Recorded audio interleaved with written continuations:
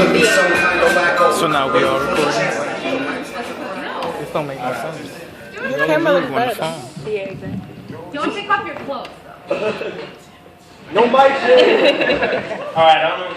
Can y'all hear me? Yeah. Alright, so my name is Ketayma. What's up? I'm from Brooklyn, New York. Anybody from Brooklyn? New York? Okay, so I'm here to do poetry. So before I do this poetry, I want you to understand that I use this poetry as therapy to set my inner thoughts free so I can eventually become the man that I want to be. I want to feel the bliss of ignorance instead of the sorrow of experience. Kourntey says to himself before he takes another shot of the liquid amnesia, which becomes his ether, numbing his body and mind to the highlight reel that plays in his head. And he only looks to feel again once he's in another woman's bed, because feelings for Kourntey have always been nothing more than skin deep. Emotions he never learned because he never had anyone to teach. I mean, I guess the closest you could say is the anatomy lessons he got from his babysitter when he was young. And this is where you can say that the vicious cycle of Kourntey had first begun. Because now this forever changed his perception of love and affection. So he feels the only way for him to feel this tangible connection is only when he has an erection. Thus, the cycle of neglection. Neglecting everything outside of the physical. So all the women he dates are always sexy but never beautiful. Easy, never difficult, and simple. Never think critical. And whenever they ask him questions about holding hands or paying them more attention or anything else that encompasses love, he just answered them with D, because isn't that what usually covers all of the above? He actually thinks that love is provided by the amount of climaxes you can provide. But he doesn't understand that it has to deal with a completely different organ inside. But who's going to teach him? Seems like nobody so far. So he'll continue to look for that temporary bliss while he sits by the bar. Thank you.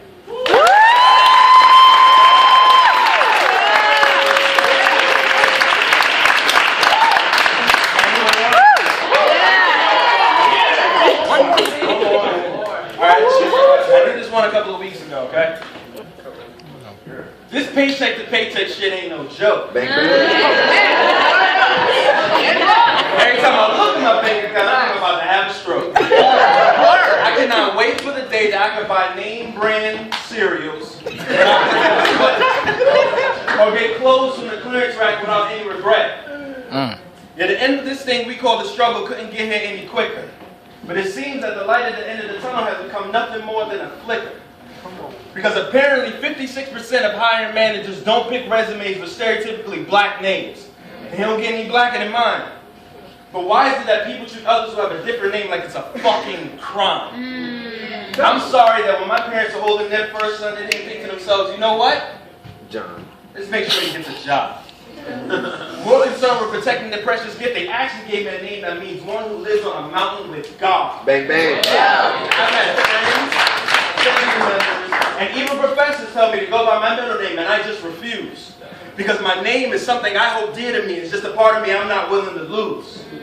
If you are too stuck on my name to see my qualifications or the fact that I'm 23 and getting my master's degree, Bang, bang. maybe your company is just not somewhere I need to be. So I'll keep eating my fake ass Apple Jacks,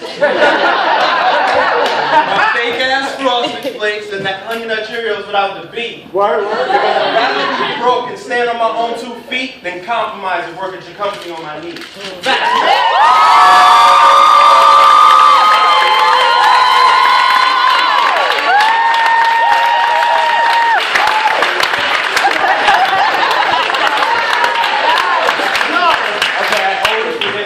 My Instagram is Ketayma, Ketayma,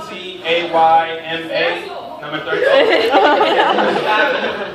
I'm sorry, do I have time for one more? So? 1 minute. Okay, I can do this one, man. I loved you. There, I finally said it.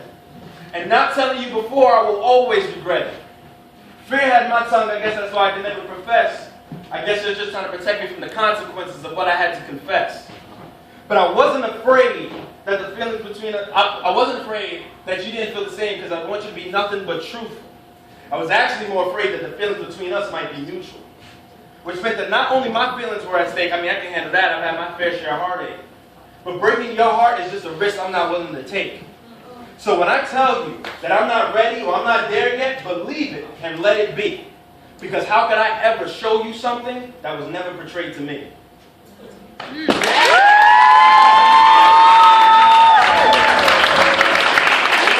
Instagram, AYMA, the number 38.